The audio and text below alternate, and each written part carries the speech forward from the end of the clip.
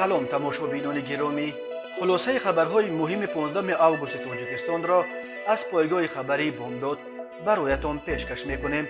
شروع میکنیم از یک نگاه کوتاه به سرخط خبر مهم روز در این برنامه. طلب حبس عمرباد به گنرال خولباشف و 25 سال زندان به محمد شویوه. یک سال حکومت طالبان بر افغانستان.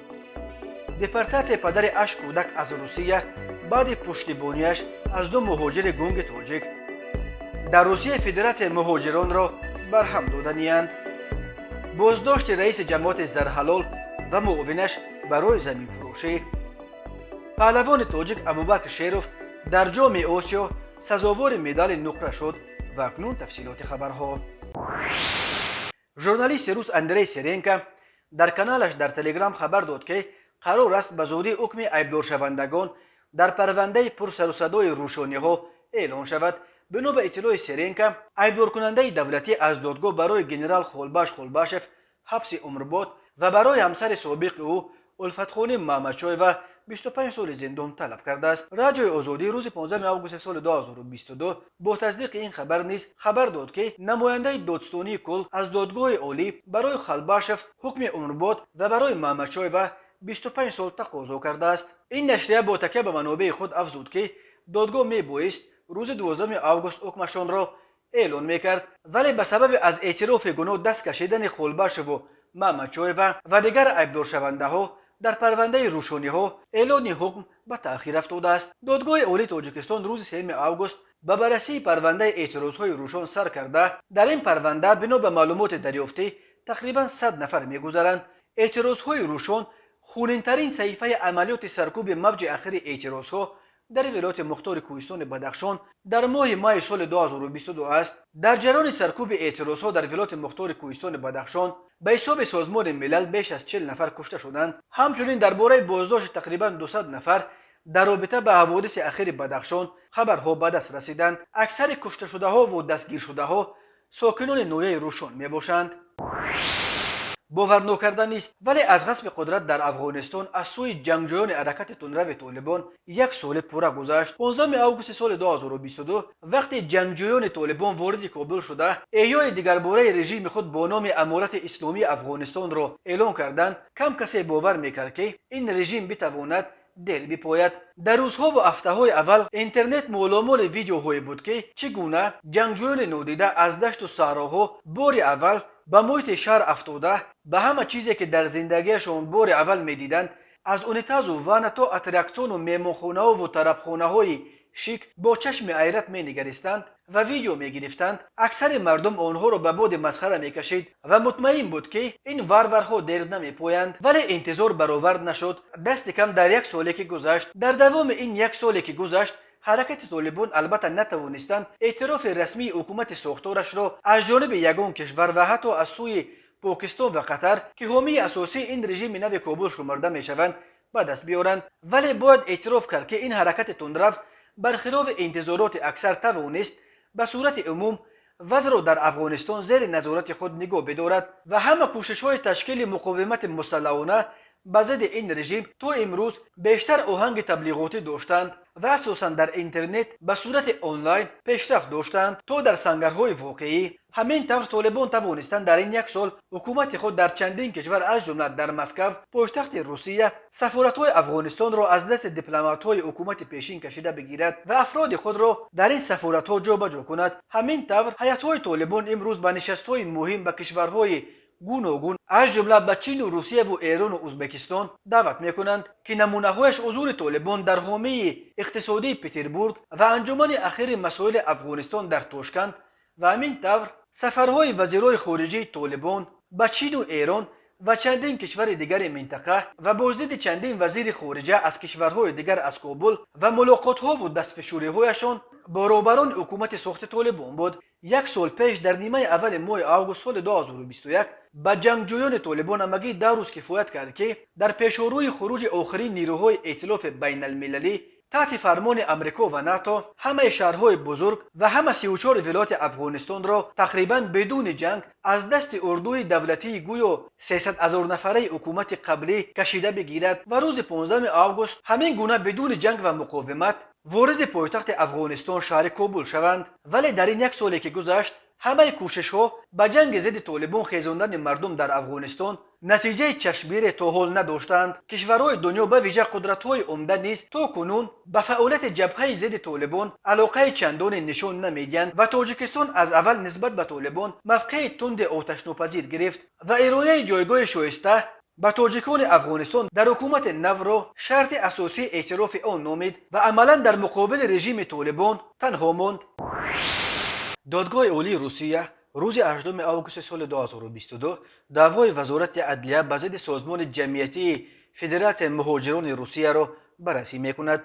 وزارت عدلیه با عریضه دعواگی به دادگاه عالی مراجعت کرده خواسته است که فدراسیون مهاجران یکی از بزرگترین سازمان‌های مهاجران در روسیه را برهم بدهند.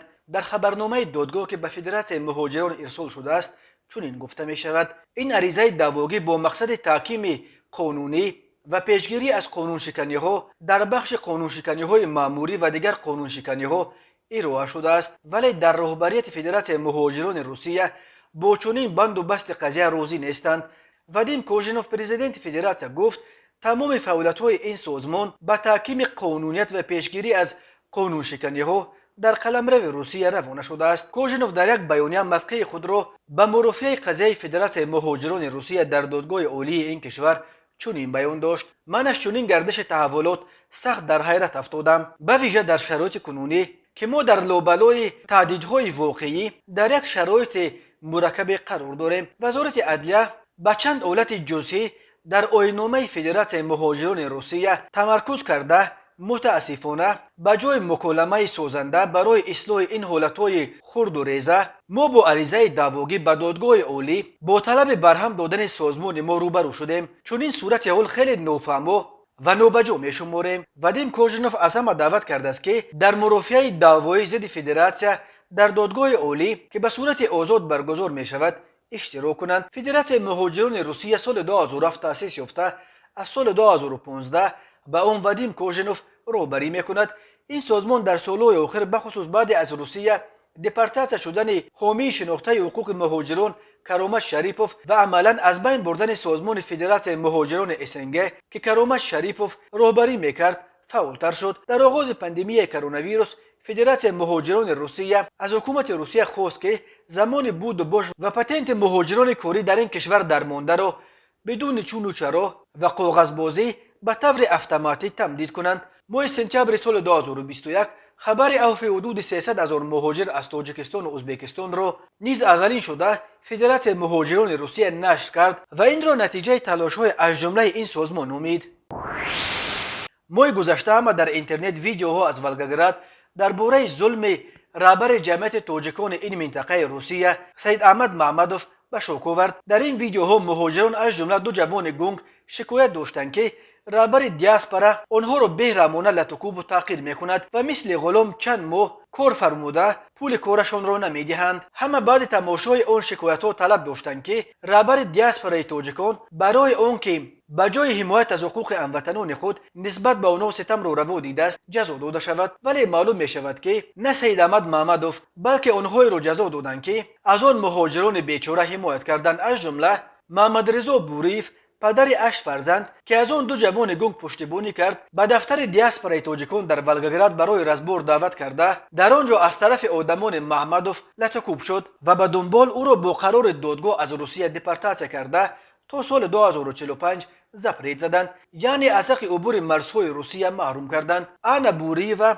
زاده ولگگراد که از این شوهر تاجیکش 8 فرزند به دنیا آورده است به نشریه محلی بلکنوت ولگگراد نقل کرد که مقامات آشکار نکردند که برای چه شوهر او را برای 23 سال از حق آمدن به روسیه محروم کرده 8 فرزند او را عملا به مهلت 23 سال زنده یتیم کردند. آنا گفت دادگاه تقدیر شوهرش را در بین همگی 5 دقیقه حل کرد و آنها را حتی امکان حرف زدن نداد. محمد رضا بوریف سال تولدش 1980 در اوایل سالهای 2000 به ولگگراد آمده با آنا خانه دار شد و هر دو صاحب 8 فرزند شدند. آنا میگوید در بدر اداره‌های زیاد گشت تا بود و باش شوهرش را به دلیل 8 فرزند داشتن آنها قانونی کند، ولی هیهات او را برعکس اخراج کردند و تا سال 2045 زپریت زدند. آخر حتی برای کشتار در روسیه 23 سال نمیدیند شفهر من کسی رو نکشته است. یگانه گناهش این بود که به کسی خلل رساند یا پیش روی کسی رو گرفت. او گفت سبب از پدر محروم شدن فرزندان او مناقشه در جمعیت تاجیکان ولگگراد شد.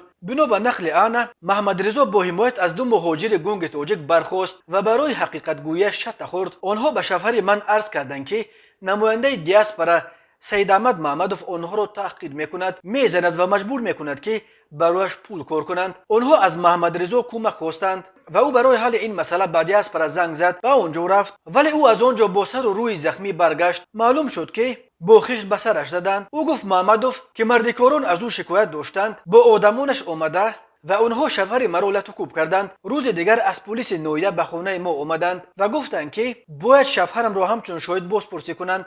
نقل میکند آن، ولی در پلیس معلوم شد که محمد رضا شناسنامه روسی ندارد و مهلت ثبت نامش گذشته است. به بالا این معلوم شده است که فیسبی هنوز سال 2015 بود و باش محمد رضا را به کدام دلیل اعلام نشده ناخواهم دانسته است. آن میگوید دادگاه قبلا به دلیل سرفرزند بودن آنها از صدور حکم اخراج شفهرش استحاله میکردند، ولی این نوبت به قرار رسیدند که او را از روسیه پیش کنند و تا سال 2045 دیگر راهش ندهند. تماشابینان عزیز، یادآور می‌شویم خلاصه مهمترین اخبار تاجیکستان را از پایگاه خبری بامداد تماشا دارید. برنامه را ادامه می‌دهیم. رئیس جماعت دهات زرحلال شهر استرافشان اوچیلوف بهرالله سعداللهویچ و معاون رئیس این جماعت رحمتوف آزاد غفاروویچ 2 ماه باز در حبس پیشکی قرار دارند. به ضد این دو منصبدار دولتی بر اساس ماده 338 علاوه 1 غیر قانونی دادن قطعه زمین و 247 قسم 2 قلابی با استفاده از منصب پرونده جنایتی گشودند. بنا به معلومات دریافتی پایگاه خبری بامداد، بهرالله اوچیلوف و آزاد رحمتوف هنوز 14 ایون سال 2022 از جانب کارمندان اگنتی مبارزه با کروپسیا بعد از یک شهروند گرفتن پوره در عوض وعده برای جدا کرده دادن قطعه زمین دستگیر کرده شدند. درباره مبلغ همچون پوره گرفتن این دو منصبدار معلومات مختلف است، ولی در هر صورت سخن درباره مبلغ بزرگ از 20,000 تا 30,000 سومون می رود. برابران امکنون سابق جماعت زرحلال بر اساس قسم 2 ماده 247 همچون جزا و جریمه به اندازه از 365 تا 912 نشان دهنده برای حسابها یا محروم ساختن از آزادی به مهلت از 2 تا 5 سال زندان تهدید میکند. بهرالله اوچیلوف که قبلا در مقام کاتب جماعت زرحلال کار میکرد، تقریبا ماه سال 2021 رئیس این جماعت تعیین شد. بنا به معلومات دریافتی بامداد، همان روز 14 ایون همراه اوچیلوف کارمندان اگنتی مبارزه با کروپسیا همچنین مدیر بایگانی شهر استرافشان مدینه اسماعیل زاده را نیز با خود بردند، زیرا کارمندان جماعت محض بر اساس قرار بایگانی چندین قطعه زمین را فروخته بودند. معلوم نیست که آیا نسبت به مدینه اسماعیل زاده نیز پرونده کشودند یا نه. او حالا در آزادی بوده در جای کارش فعالیت دارد. معلومات یافته بامداد همچنین حاکی از آن است که معاون رئیس جماعت زرحلال آزاد رحمتوف تحت پشتیبانی کارمند دادستانی استرافشان با نام قه قرار داشت و از این رو بدون یگان ترس از جوابگری جنایی دست به زمین فروشی میزد. گفته می شود بعد بازداشت رحمتوف و اوچیلوف قه نیز از وظیفه آزاد کرده شد. جالب آن است که قه در دادستانی نظارت مسائل مربوط به فروش قطعه زمین را بر عهده داشته است. هر سال صدها منصبدار در تاجیکستان با اتهام فروش غیر قانونی قطعه زمین و گرفتن پوره برای این دستگیر میکنند، ولی در اکثر موردهای این پوره‌های پوره‌خوری با ماده جزایش سبکتر 247 همچون قلابی جمع و بست میشوند و منصبداران با پوره به دست افتاده با یگان جزای رمزی اکثرا با پرداخت جریمه از جوابگری خلاص میشوند. ادیب و دراماتورگ معروف و وزیر سابق فرهنگ تاجیکستان نور تبر یا نور محمد تبروف شب 14 آگوست سال 2022 در سن 81 از عالم چشم پوشید. در این باره در فیسبوک دختر او دلبر تبروف خبر داد. او درباره علت مرگ پدرش چیزی نگفته است، ولی نزدیکان دیگری نور تبروف و پایگاه خبری بامداد گفتند که استاد نور تبر چند وقت باز بیمار بود. مراسم وداع و نماز جنازه نور تبر قرار است روز دوشنبه 15 آگوست دایر شود. ریاست اتفاق نویسندگان تاجیکستان خبر داد که مراسم وداع با نور تبر صبح 15 آگوست در نزد خانه مرحوم در پس چایخانه راحت دایر می شود. نور محمد تبروف 15 یولی سال 1941 در دهه غش نویه اورجیک نزاباد به دنیا آمده. سال 1962 رشته فیلولوژی تاجیک دانشگاه دولتی تاجیکستان و سال 1970 شعبه روزنامه‌نگاری مکتب عالی حزبی مسکو را ختم کرده است. نورمحمد تبرف سالهای طولانی در عرصه مطبوعات کار کرده، از جمله در روزنامه کمسمول تاجیکستان از خادم ادبی تا به مقام معاون سرمحرر رسید. او همچنین باعث خبرنگار مخصوص روزنامه کمسمولسکای پراودا در تاجیکستان، محرر روزنامه کمسمول تاجیکستان، محرر روزنامه تاجیکستان سوویتی کار کرده. در نیمه دوم سالهای 80 به مقام بلند مدیر شعبه فرهنگ کمیته مرکز حزب کمونیستی تاجیکستان و وزیر فرهنگ تاجیکستان رسید. بعد این او در نشریه‌های سخن و نوید بازرگان و مجله‌های فرهنگ تاجیکستان و پامیر کار کرد. نورمحمد تبرف سال 1987 1990 وکیل شورای عالی پارلمان وقت تاجیکستان انتخاب شده. از سال 1983 عضو اتفاق نویسندگان تاجیکستان بود. نور تبر مؤلف بیش از 15 مجموعه حکایه و نمایشنامه و عاشق مقاله هاست. از او کتاب‌های راه‌های دور و نزدیک، این بهار چه می‌آورد، دریای نور، در چارسو به یادگار ماندند. خدمات مطبوعات برنامه رشد سازمان ملل متحد روز 14 آگوست سال 2022 خبر داد که زاده تاجیکستان سوراب حاجیماتوف به منصب معاون نماینده دائمی برنامه رشد سازمان ملل در قزاقستان از لحاظ مساحت بزرگترین و از لحاظ ظرفیت‌های اقتصادی قوی‌ترین کشور آسیای مرکزی تعیین شده است. سالهای آخر حاجیماتوف معاون رئیس دفتر این سازمان در ترکیه و رهبر برنامه رشد سازمان ملل در آذربایجان بود. سوراب حاجیماتوف بیش از 25 سال تجربه کار در مسائل رشد و رهبری لایحه‌ها در سازمان‌های بین‌المللی، مؤسسه‌های دولتی و در بخش خصوصی را دارد. سوراب حاجیماتوف رشته حقوق‌شناسی دانشگاه ملی تاجیکستان ختم کرده. بعداً در دانشگاه عمومی روسیگی ادیلیا در شهر مسکو و کالج ملی دادگاهی نوادای آمریکا تحصیل کرده است. او سابقه کاریش را باعث مفتش در دادستانی کل تاجیکستان آغاز کرد، ولی خیلی زود به سازمان‌های بین‌المللی گذشت. سوراب حاجیماتوف چندین سال در مقام‌های رهبری در اداره‌های اگنتی رشد بین‌المللی آمریکا عاید به رشد حقوقی و اقتصادی در تاجیکستان کار کرد و سپس به برنامه رشد سازمان ملل گذشت. برنامه رشد سازمان ملل یکی از بزرگترین مؤسسه‌های ملل متحد به شمار رفته. در قزاقستان لایحه‌های مربوط به اصلاحات نظامی، اداره دولتی، حفظ اجتماعی، حفظ محیط زیست و مبارزه با تغییر اقلیم، ثمره‌ناکی نظام انرژتیکی و تقویت اقتصاد رقمی را مبلغ گذاری می‌کند و به این وسیله از حکومت قزاقستان در راه اجرای برنامه‌های افضلیت‌ناک رشد ملیش پشتیبانی می‌کند. 14 آگوست سال 2022 تخمین ساعت 23:30 راننده اتومبیل تمغه تویوتا کامری گولیاموف مهروجدین سال تولدش 1998 ساکن نویه رودکی هنگام حرکت از سمت شهر دوشنبه به سمت شهر ایسار در حدود دهه مهرآباد به خطری حرکت در راه را تامین کردن نتوانسته. شهروند رسول و منیژه جمشیدونا سال تولدش 1995 ساکن شهر مذکور را با همراه فرزندان خردسالش خوجایف عبدالمسلم سال تولدش 2017 و خوجایف عبدالله سال تولدش 2022 را پخش نموده است. متاسفانه در نتیجه این حادثه ناخوش رسولووا جراحت‌های گوناگون جسمانی برداشته در جای حادثه و فرزندان نابالغش در بیمارخانه به هلاکت رسیدند. همزمان 14 آگوست سال 2022 تخمینا ساعت 13:00 راننده اتومبیل تمغه اوپل استرا نظیرزاده رمضان سال تولدش 2003 ساکن نویه کوشانیان هنگام حرکت در کوچه زیبانیسوی نویه دنغره به خطری حرکت راه را رعایت کردن نتوانسته چراغک راهنما را با رنگ سرخ گذاشته در میان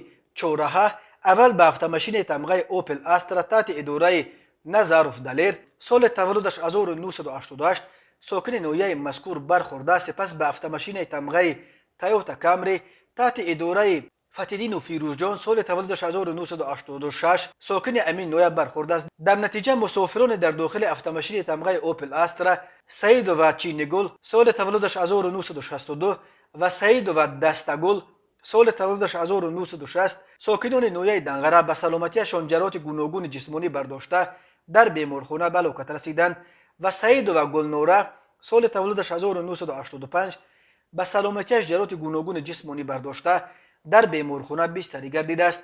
از روی این حادثه و تحقیقات ادامه دارد. هر سال بر اثر صدمه ها در راههای تاجیکستان تا 400 نفر به هلاکت رسیده، بیش از 1200 تن دیگر معیوب می شوند. هنگام گذرانیدن چوربینی‌های اپراتیوی جستجویی از جانب کارمندان میلیسیا دو نابالغ 15 و 16 ساله ساکنان پایتخت همچون گمانبر در صادر نمودن جنایت دزدی دستگیر کرده شدند. نامبردگان 8 آگوست سال 2022 از توقفگاه مغازه پیکر که در کوچه عینی شهر دوشنبه جایگیر میباشد از داخل автомашین تمغه خوندای که به مرد 44 ساله ساکن پایتخت تعلق دارد 12000 سومانی را دزدیده از جای حادثه غیب شدند. از روی این حادثه تفتیشات ادامه دارد. روزهای 13 و 14 آگوست در شهر اکاتوی قزاقستان جام کشاد آسیا اوید به گشتین جودو به خاطر تورا ژولدبایف برگزار شد. در مسابقه 154 ورزشگر از 6 دولت شرکت کردند. تیم منتخب تاجیکستان عبارت از 8 نفر در مسابقه اشتراک کرده. تنها یک نفر ابوبکر شیروف در وزن 66 کیلوگرم به گرفتن مدال نقره دست یافت. ورزشگر دیگر تاجیک نوروز کریمزاد در وزن 73 کیلوگرم جای هفتم را گرفت. ابوبکر شیروف رقابت‌هایش را از دور دوم مقابل ورزشگر میزبان عظمت زلجلالف شروع کرد و او را مغلوب کرد. در چهارک‌نیه‌های شیروف بر جدوکار دیگر میزبان بولات بلال با ایپون پیرو شد. در دور نیم‌نهایی شیروف مقابل سوم جدوکار میزبان این نوبت الماس گلیموف قرار گرفت و او را نیز شکست داد. در فینال ابوبکر شیروف با جدوکار پرتجربه میزبان سونگات ژوباتکان نیروسنجی کرد. متاسفانه شیروف با دریافت 3 شیدو مغلوب و برنده مدال نقره مسابقه شد. تماشابینان عزیز و گرامی، این بود مرور به خلاصه چند خبر مهم امروز تاجیکستان. خبر و گزارش‌های بیشتر از تاجیکستان و درباره تاجیکستان و اطراف آن را در سامانه پایگاه خبری بامداد در این نشانه پیگیری نمایید: www.bomdad.com. خوش باشید.